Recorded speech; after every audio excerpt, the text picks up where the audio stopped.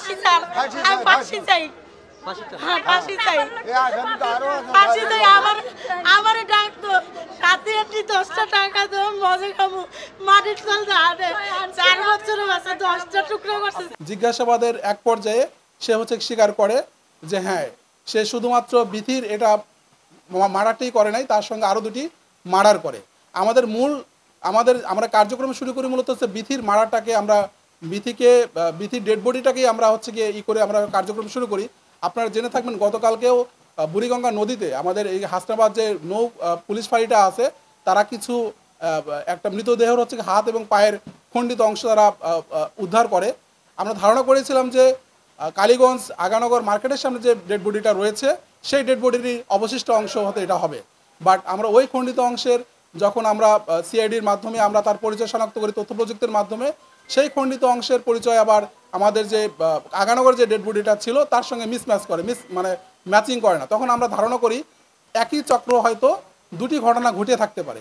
মহিউদ্দিন হাওলাদার ওরফে শিমুল, তাকে আমরা হেফাজতে নিয়ে যখন জিজ্ঞাসাবাদ করি সে স্বীকার করলে তাকে হচ্ছে আমরা নিয়ে গতকালকে রাত্রি, আমরা গভীর রাতে, আপনাদের এক সহকর্মী আমাদের সঙ্গে ছিল, যেহেতু অনেক রাত হয়ে গিয়েছিল, তাকে সাথে নিয়ে আমি আমার অফিসার ইনচার্জ, আমার যে টিম, আমি হচ্ছে গিয়ে আমরা হচ্ছে সেই বেয়ারা নামক জায়গায় আসামিকে সাথে নিয়ে আসামির স্বীকারোক্তি এবং তার দেখানো মতে একটা ইসের মধ্যে, একটা ঝোপের মধ্যে, সেখান থেকে হচ্ছে আমরা তার এই রাফসান যে বিথির ছেলে, তার ডেড বডিটা আমরা উদ্ধার করি।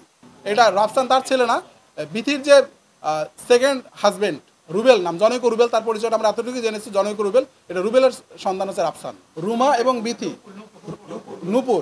নূপুরের পরিচয়টা আমরা এখনো জানতে পারি নাই।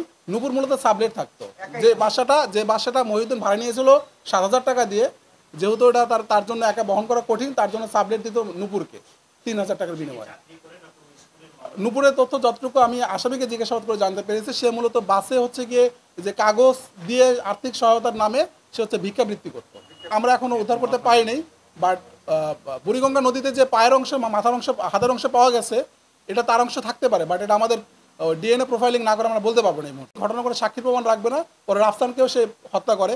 পাশের রুমে ছিল নূপুর, আনফর্চুনেটলি দরজাটা ছিল খোলা। যখন নূপুর হচ্ছে গিয়ে এটা দেখে ফেলে যে দুটো ডেড বডি সে পড়ে আছে, তখন সে শুরুতে নূপুরকে হত্যা করতে চায় না তার বক্তব্য অনুযায়ী। বাট নূপুর যখন চিৎকার চেঁচামেচি শুরু করছে, তখন তার মুখ চেপে ধরে তাকে নূপুরকে একইভাবে সাক্ষী না রাখার জন্য নূপুরকে হত্যা করে।